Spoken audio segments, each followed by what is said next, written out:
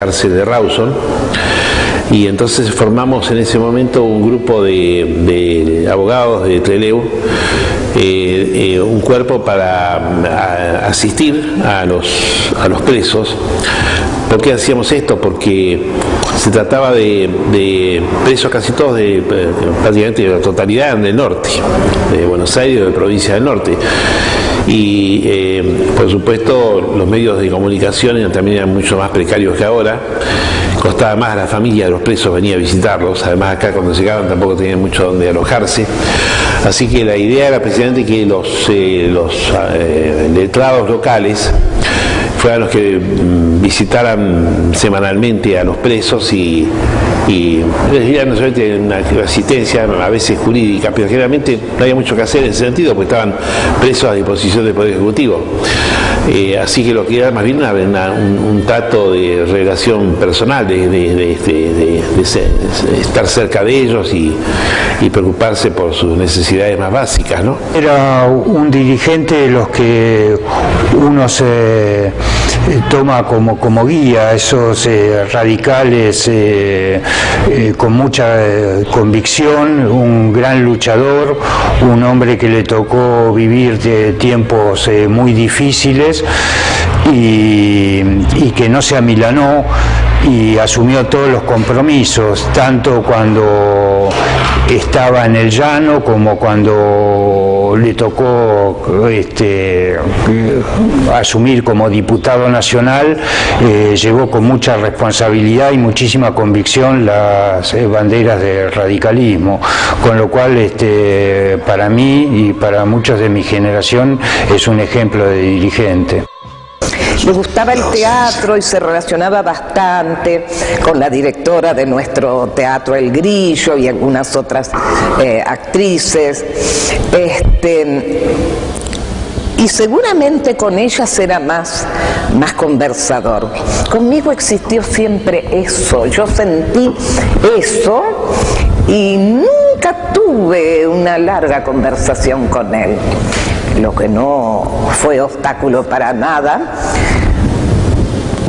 para que yo comprendiera cuáles eran sus posiciones ideológicas, sociales, políticas, que las compartiera con él y en consecuencia también como obraba en consecuencia de eso, que yo lo admirara. Que le gustaba ir al teatro, pero claro, es que era una cuestión, es difícil explicarla. El teatro era un lugar donde estaban unos cuantos tipos ensayando una obra de teatro y en que terminada hora se convertía en un lugar de discusión de distintos temas, fundamentalmente políticos, sin que nadie lo organizara. Y bueno, y donde alguna vez se cantaba o seguían cantando guitarra, estaba el hermano de Coca que tocaba bien la guitarra, y bueno, son los tipos que cuando se hace la asamblea reforman todas las canciones de la Revolución Española, que la ponen de base en la asamblea, todo eso de oficiales, tener mucha valentía, todas esas cosas que...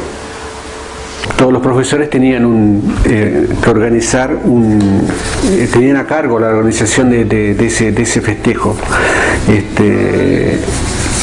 Y bueno, como también al doctor Amaya le ha tocado despedir o preparar discurso de despedida a los compañeros de secundario, no en mi curso de egreso, pero ha tenido la oportunidad de dirigirse a los compañeros que han egresado de la Escuela de Comercio, haciendo su discurso de despedida, que siempre eran emotivos y siempre con algún mensaje que llegaba mucho, ¿no? Porque aparte él sabía muy bien a quién se estaba dirigiendo. Con la alegría de quienes se sienten partícipes de la obra, venimos a despedir a una nueva promoción de peritos mercantiles. Terminan sus estudios secundarios y el hecho, como todos los de la primera juventud, es venturoso, lleno de color y de esperanza. No podía ser de otro modo. Es un hecho importante, no el único ni decisivo. no se altera sustancialmente la estructura ni la relación social, pero sí se agrega un nuevo elemento a la circunstancia que proyecta una nueva dimensión en su perspectiva. En estos difíciles tiempos del mundo y de Argentina, nada más difícil que asumir el compromiso reservado a las nuevas generaciones. Para ese compromiso, creemos haber aportado algo. Que sus frutos sean los mejores. Tenemos fe en ello. Todos estamos expectantes y todos esperamos lo mejor.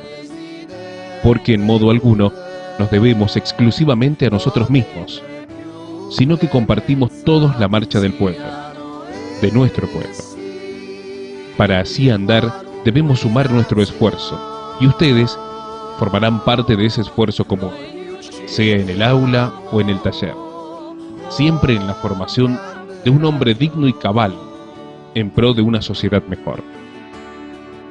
A transitar por los caminos con esta nueva perspectiva, comprometidos con la sociedad y con el futuro, con el vigor y sencillez de quien come en vajilla de plata como si fuera de barro, y come en vajilla de barro como si fuera de plata.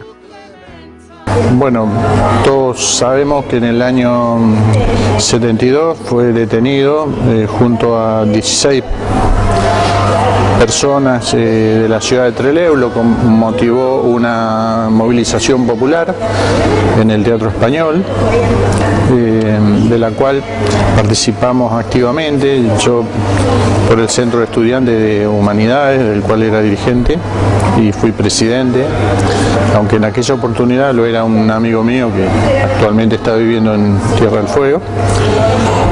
Y nos sentimos gran alegría, en general todo el pueblo, cuando los vecinos de Trelew comenzaron a ser liberados. El último de ellos fue Mario y concurrimos al aeropuerto y en una de las fotos que sale en uno de los diarios locales, con un compañero de trabajo aparecemos levantándolo en anda. Por eso a veces cuando a mí por ejemplo no me preocupaba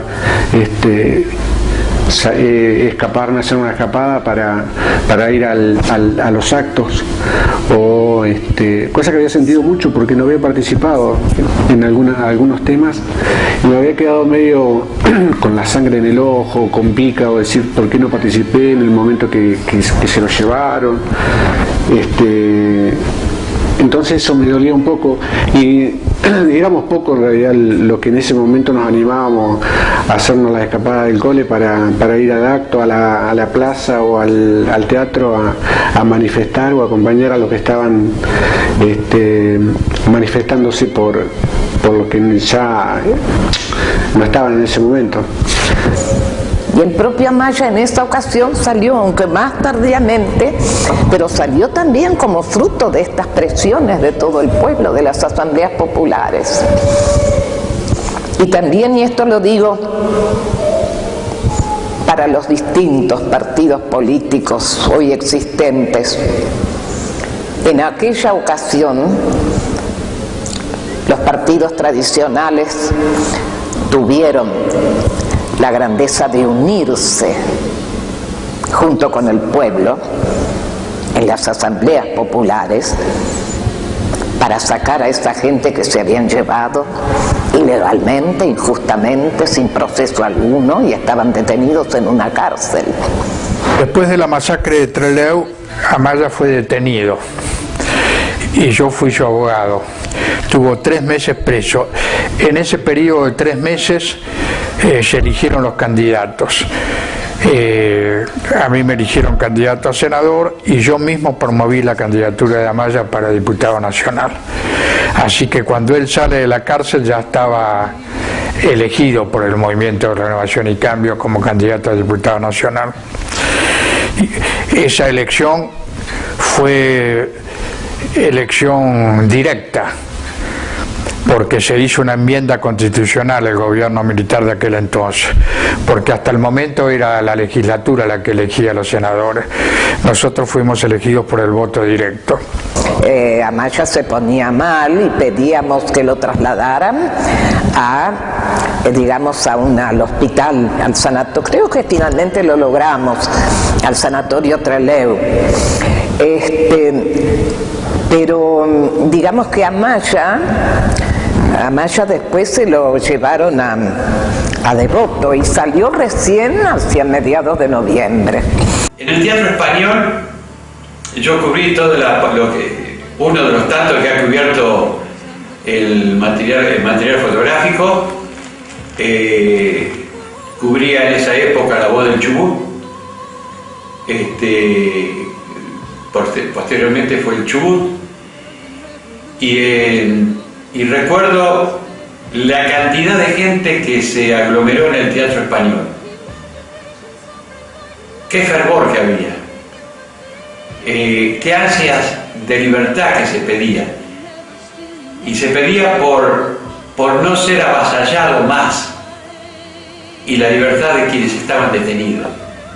El gran encuentro con él, el más significativo de los encuentros con él, fue el que tuvimos el 15 de agosto del 72, acá en este viejo aeropuerto, cuando los 19 muchachos y chicas escapados de la unidad 6 llegaron y tomaron el aeropuerto con la gente que estaba. Trata de involucrar a Mario Varela Amaya en la fuga de los presos, la famosa fuga de los presos, ¿no? del penal, y los hechos acaecidos en el aeropuerto. En realidad ese día él habría ido al aeropuerto porque estaba con un trámite que estaba haciendo con un gremio docente, que él era el abogado. Él tenía abogado también de algunos sindicatos. Y ahí estuvo en ese momento en el aeropuerto, pero por supuesto nada que ver con esta cuestión, porque además había sido ridículo que, siendo tan conocido en el Trelew, que se paseara tan orondo por la zona del aeropuerto cuando en el momento en que se producía semejante hecho, ¿no? Además, en ese momento era muy común la presencia de la mayoría de los dirigentes políticos de aquí en el aeropuerto, pues se estiraba mucho eso de que viajaba, llevaba a veces alguna cosa o traía. No había los medios de comunicación que hay ahora, ¿no? De estar todos con mail, los avances tecnológicos que hay ahora para la comunicación. Entonces a veces era necesario mandar un documento o un escrito, no había forma de hacerlo de otra manera que entregándose a alguno en el aeropuerto que lo llevara. Y él andaba en eso, llevando un pliego de jurídico, algo relacionado con un reclamo, una cuestión de alguna posición gremial que había que sostener en algún lado, y él había ido al aeropuerto por ese motivo, nada más. En la ciudad de Buenos Aires participamos tanto Amaya como yo y la Juventud Radical en un acto para recordar el primer aniversario de la masacre de Trelew. Y ahí habló Amaya y hablé yo. Después el gobierno justicialista aquel entonces quiso hacer creer que era un acto organizado por Erb y Montonero, lo cual era una mentira. Fue un acto organizado por las juventudes políticas. Los montoneros hicieron su propio acto a varias cuadras de distancia de Plaza del Congreso donde se realizó. Sí es cierto que había gente de la guerrilla mezclada entre el público, pero no eran montoneros, más vale eran de los grupos de izquierda. Pero ese acto lo organizaron las juventudes políticas. Y dentro de ese grupo, bueno, había consignas determinadas porque ya estaba en pleno desarrollo ese golpe tan duro militar, ¿no? Entonces teníamos consignas de forma tal que yo iba temprano al diario, a la redacción, 7:30, 8 de la mañana. Así que ahí nos contactábamos. Yo hacía mi parte, otro hacía la suya, pero teníamos 2 contactos por día. 8:30 de la mañana y 20:30 de la noche. Si dentro del grupo estaba Mulholland, su esposa, el resto que ustedes conocen de esa trayectoria en ese momento. Si alguien faltaba, salíamos a buscarlo. A Solari Irigoyen estaba solo en su casa de Madrid. Entraron a los tiros. Durante mucho tiempo habían quedado en la pared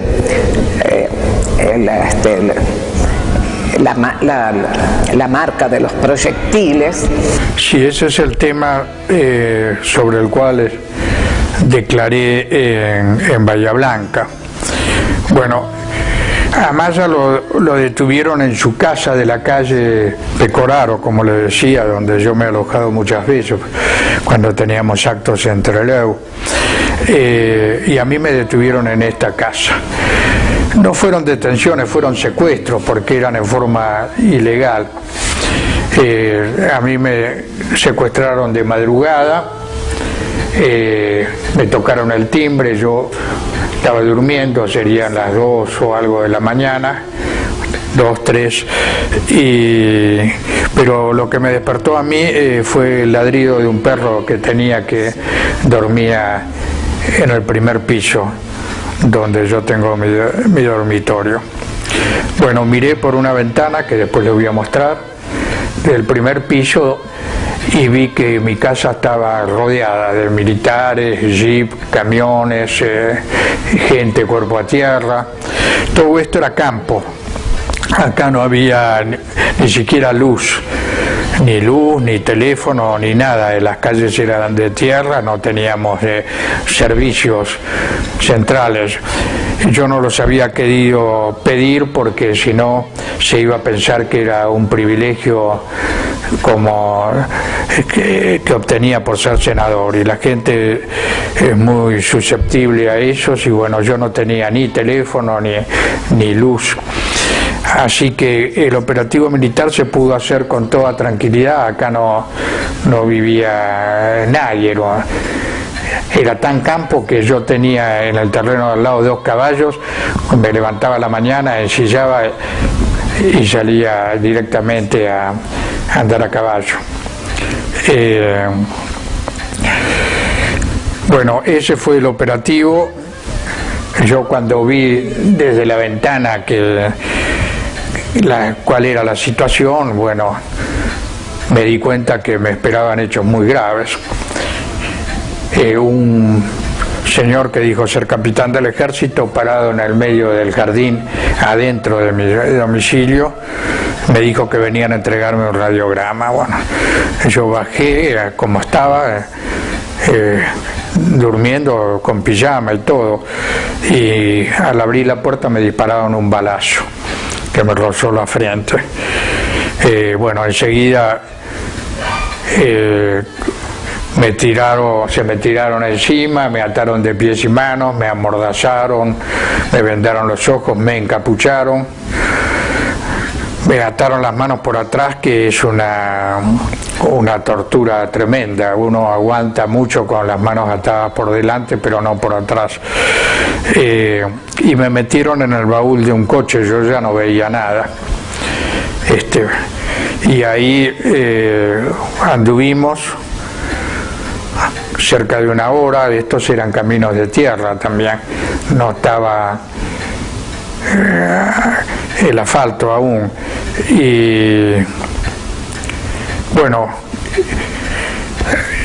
esa fue mi primera lucha por la supervivencia, porque en el baúl de un auto, vendado, amordazado, encapuchado, me faltaba el aire.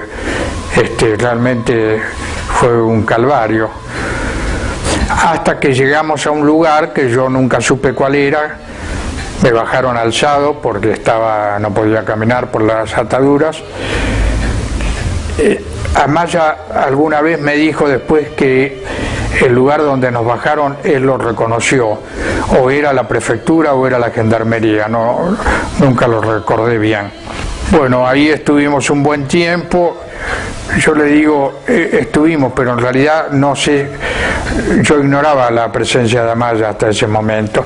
Recién cuando nos llevaron al aeropuerto y nos subieron a un avión pequeño, yo ahí Recién me di cuenta que estaba Mario Abel, porque bueno, sentí los quejidos de él. Él era asmático y bueno, sufría las consecuencias enseguida cuando no tenía los remedios o el aspirador. Y de ahí ya anduvimos juntos a partir de ese momento. Fue una larga y mala experiencia. En el avión volamos hacia el norte, ya había claridad, por eso me di cuenta que volábamos hacia el norte, porque teníamos el sol viniendo del este. Así que no me costó calcular a mí que nos llevaron a Bahía Blanca cuando descendimos por el tiempo. En aquel entonces nosotros como legisladores todos los fines de semana volvíamos a nuestro domicilio y los vuelos no eran directos, hacían escala en Bahía Blanca, no es como ahora que hay vuelos directos, así que todo el tiempo de vuelo, los lugares nos eran familiares. Y ahí en Bahía Blanca, bueno, siempre maltratándonos y golpeándonos y todo, nos trasladaron en un camión hacia un lugar que yo no sabía cuál era, Amaya tampoco, pero después lo supimos. Era el campo de concentración llamado La Escuelita, que había sido creado por el Quinto Cuerpo de Ejército, cuyo jefe era el general René Aspitarte, pero realmente el que dirigió la represión era el subjefe y a su vez jefe de seguridad, que era el general Abdel Vilas, un hombre totalmente desequilibrado en sus reacciones. Él se decía justicialista, pero sin embargo no fue óbice eso para que matara a muchísimos justicialistas. Él, cuando fue trasladado acá, ya venía manchado de sangre, porque en el gobierno de María Estela Martínez de Perón se ordenó por decreto el operativo Independencia en Tucumán y se lo nombró a él para dirigirlo. Ahí fue cuando la señora Martínez de Perón puso en el decreto la palabra aniquilar. Bueno, con el tiempo se ha sabido, porque hace meses se hizo el juicio oral y público, y ahí se probó que el general Vilas mató a más de 500 personas. Nunca detuvo a nadie para ponerlo a disposición de la justicia. Persona que tomaba, la mataba. Más de 500 personas. Bueno, en aquel entonces yo leí en el diario, cuando era senador y vicepresidente del bloque de la Unión Cívica Radical, unas declaraciones de él en las cuales él decía que había tenido enfrentamientos y que había vencido a la guerrilla matando gente, y a mí me pareció una enormidad que, teniendo el Parlamento facultades militares, nosotros nos tuviéramos que enterar por los diarios, y así fue como presenté un pedido de informes. Nunca se trató el pedido de informes, pero me imagino, y lo supe después por tercero, que eso le pareció al general Vilas una especie de osadía tremenda y que no lo podía perdonar. El general Aspitarte le dijo a un amigo mío que no hablara con Vilas porque él tenía un particular odio contra mi persona. Me imagino que algo similar ha de haber ocurrido con Mario Abel Amaya. Yo puedo volcar mis experiencias, pero no las de él. Él me contó que cuando a él lo secuestraron, lo trataron relativamente bien, porque él vivía con la madre. Él tenía un hermano que había muerto tiempo antes, y entonces para que la madre no se inquietara, no le vendaran los ojos, y además la engañaron diciendo que iba a volver, que la llevaban para una diligencia.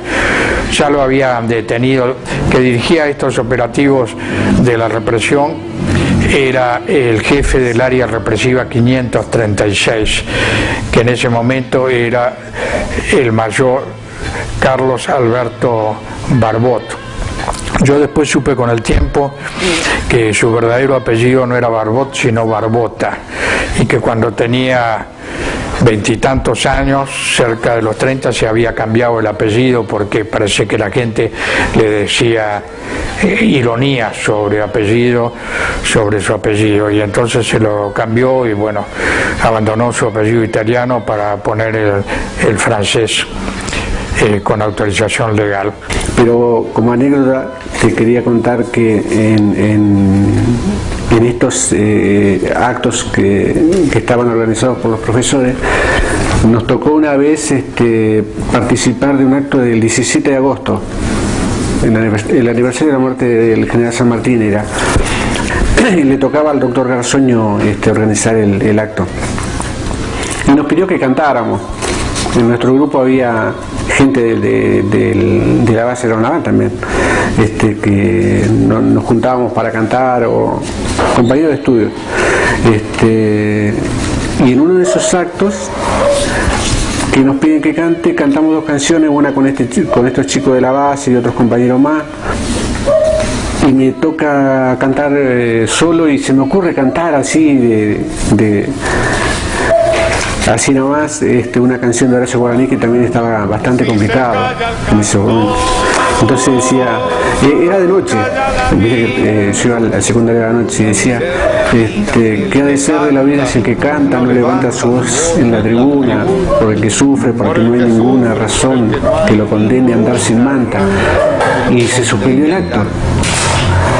Se suspendió el acto. La directora en ese momento dice, se suspendió. Y al otro día nos preguntaban por qué habíamos cantado eso. Me dicen, ¿por qué cantó eso, López?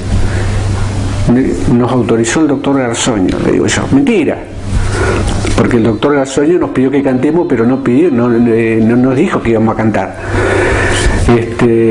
Así que esa vez no gustaba mucho que cantemos ese tipo de canciones, y se suspendió el acto del 17 de agosto. En una oportunidad en que había ido al penal la mamá de Amaya a verlo, a la unidad 6 de Rawson, esto me lo ha referido la esposa de Solari Irigoyen hace años ya, habiéndose entrevistado con el juez seguramente para en ese momento pedir por una mejor atención para su hijo, el citado juez le dijo, ¿y usted sabe a cuántos mató su hijo? Y era el que decía, y dése por contenta que por lo menos está vivo. Frases de ese tipo y muchas otras cosas más que podía mencionar. Ese hombre no rubricó en su práctica y en su accionar las cosas que decía, que creía, porque él se llamaba a sí mismo, yo recuerdo, antes del proceso, se hacía pasar, ahora veo que se hacía pasar por socialista. Nada más extraño a un hombre socialista que su proceder como juez federal. Mucha gente, incluso de Europa y de personalidades de América del Sur, también habían pedido la liberación de Hipólito Solari Irigoyen, que era conocido sobre todo en el tema de la defensa de los derechos del ciudadano, y pidieron mucho por él. Y bueno, como se los habían llevado prácticamente juntos los liberaron. Bueno, el asunto es que después de andar unos cuantos kilómetros, podrían haber sido 3, 4 horas, no sé, aproximadamente, se sintieron unos tiros. frenó la camioneta, nos transportaban 2 personas y uno le dijo al otro, vamos a deshacernos de estos. Y tanto Amaya como yo pensábamos que era el momento que nos iban a matar. Era como que la Policía Federal perseguía a los secuestradores y héroes, lograron liberar del secuestro a Amaya y cuando vieron entonces eso del tiroteo, eso es todo una farsa, es ridícula. Y uno le dijo al otro, nos están atacando.